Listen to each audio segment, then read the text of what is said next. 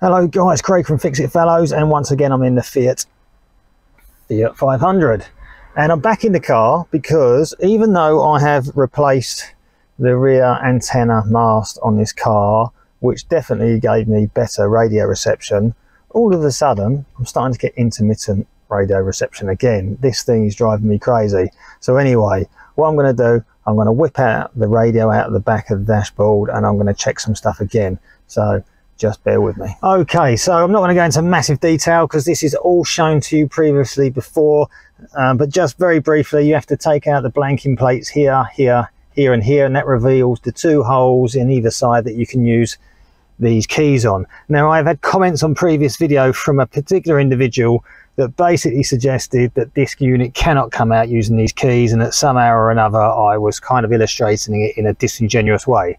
So just to put pay to that, let me show you once again. Let's slide the keys in until you feel them engage.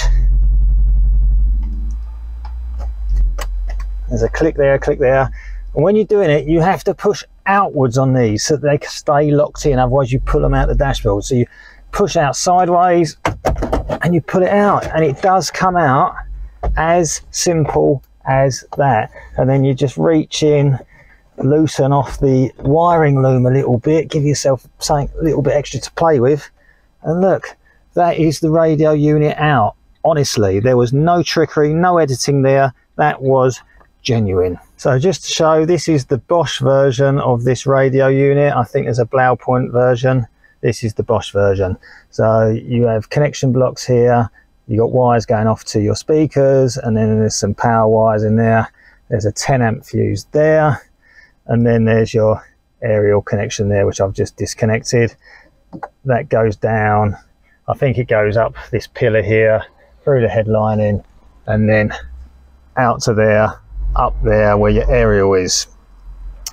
So you've seen me replace the aerial before. You can check out previous videos to see how to do that. Now, I'm pretty confident that that aerial base is still good, but I'm getting intermittent reception. Now, for whatever reason, I am a little bit skeptical of this plug here. So I'm going to take the plastic casing off. You just got to prise open those tabs and reveal the back. So I'm going to do that. So here we go. I've taken the back off. I just used a little screwdriver to prise open the tabs all the way around. So what this reveals is, it reveals this main metal plate here that basically attaches to the outer wiring matrix in this coaxial cable, and then just in there you see that inner part. Let me see if I can point out there. That is the central copper core of your coaxial cable that actually carries the signal, and then when that all inserts into the back of your radio unit, basically that central copper core goes down inside there, and the coax cable connects with this bit here, like so. And my understanding is, in order for the amplifier on the roof to work, I believe some sort of voltage is passed through this central core up to the antennae and mast, and either this outer part here carries, let's say, the negative charge, or the aerial's grounded to the car, which again is in touch with the negative of your car. So that's my brief understanding of how this works, and those amplifiers need to receive some sort of power. So I'm going to put this back in the back of the radio unit and pull this plug around a bit and see what happens to my radio reception. Okay, so I hope you can hear me over the radio. I've got the radio on so that you can hear what happens to the radio reception. So the aerial is in the back there, and now, can you hear?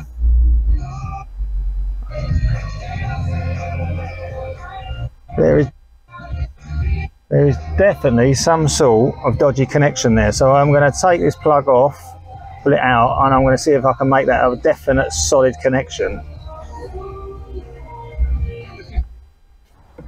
Okay, so now I've completely taken off the plastic housing from the connector, and what I'm now going to try and do is prise up this tab here and that tab there, and that allow the outer body of this connector to come away from the cable, which means that I should then be able to get to that central pin which is attached to the central core of the coax, and either be able to squeeze it with the pliers or drop a little bit of solder down there. Right, okay, so I've got to this stage. So using a little screwdriver, I've prised up the tabs here and here, and that's released the grip on the cable, and it's enabled me to position the cable, pulled it through enough that I can now get to this area here, and I'm going to drop a little bit of solder in there and solder the inner core of the coax to this pin. This pin is the bit that actually goes into the back of your radio. So if I drop a bit of solder in there, I didn't want to take this apart too much, because once these get out of shape, they're a bit difficult to put back together. So I'm going to give that a go. Okay, so I've dropped a bit of solder in there. That should make the connection between the inner core and this pin permanent. No matter whether I bend this wire around, that should be good. So let me get this plug put back together, put it back in the radio, and see what happens. Just to help me put this back together, what I've done is I've put the plastic housing back on, but as you can see, I put it on kind of weirdly. But I just need to get that pin centralized in there. I want that pin to be central before I clamp these tabs back up, otherwise the pin might be off center and won't go back in the unit. So putting that plastic housing back on in this fashion just keeps that pin exactly where I need it. So then I can use my pliers to crimp back those tabs like so, and I know everything is in the right places then, like that. Okay, so now I can take that plastic housing back off of there and then put it back on in the correct way.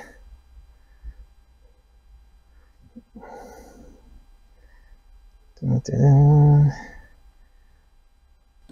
we go, that plastic housing, just push that tab in there because that's just failing a bit. There we go, that's all in. And then we can put the back on. It should just push on and clip into place.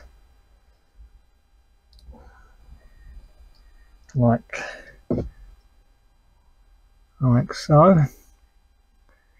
Right, let's push this onto the radio unit and see what happens.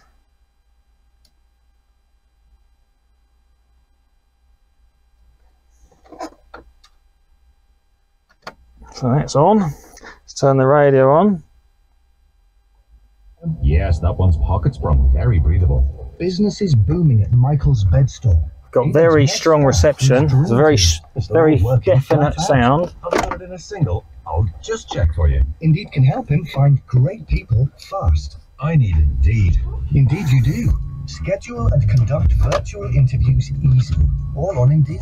To start hiring, visit Indeed.com/try today. Okay, let's pull this wire around. Critics and audiences. I'm pulling that wire around and nothing's happening. That's a definite reception. The Times calls it out of this world. Right, I'm going to put the radio unit back in the dashboard.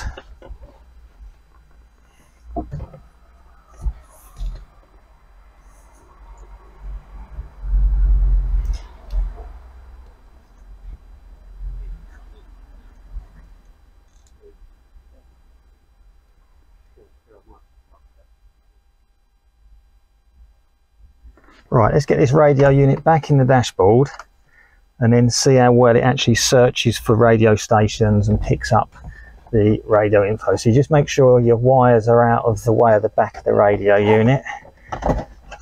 Also take out your keys, slide that in there, click it into place. That's locked back in. Right, so let's get that. Let's change station. Let's go. So it's currently on greatest hits. Let's hit this button here. Straight away picked up the details. No searching issues. Kiss 100. Capital. No hanging about searching. There we go. Channel 6 is my Bluetooth unit. So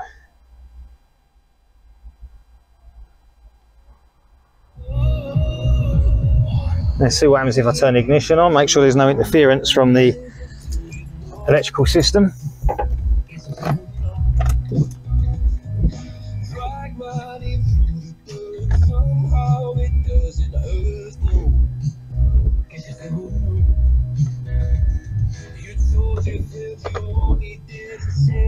So I knocked the wipers on when I was leaning over the steering wheel earlier.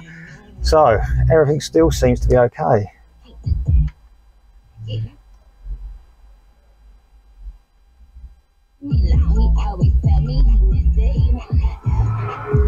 So there you are, guys. So assuming you've checked your rear aerial base unit amplifier unit and replaced that if needs be, another one to check is that connector on the back of the radio unit there, because if that's not good, you're not going to get any power going to the amplifier, so the amplifier won't work, and then you're in a whole heap of trouble. So can't guarantee it will fix your problem, but it's definitely another area to check. So there you are. Hopefully that will be the end of my problems in this Fiat 500 with its radio. Am I 100% confident? Not really, but fingers crossed. Anyway, thanks for watching. Be sure to check out some other videos. Please like and subscribe, and I shall see you soon. Cheers.